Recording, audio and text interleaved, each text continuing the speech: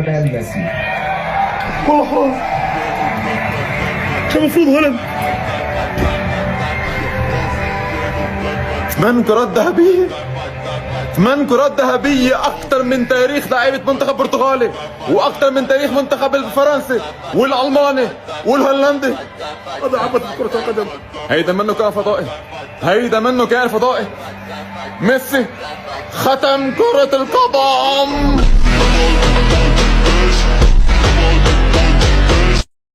أفضل لاعب شاب بالعالم، صح، وموسم الجاي أفضل لاعب بالعالم. البلندوري في السنوات المقبلة.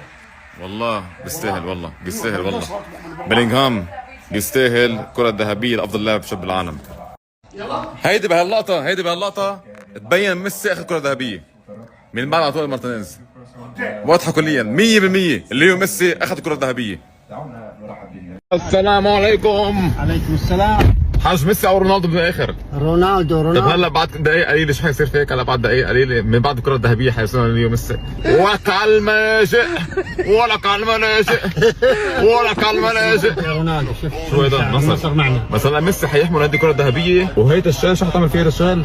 حتحطها هيك بعينك وتتغطى فيها الليله. ولك صوب الليل ولك.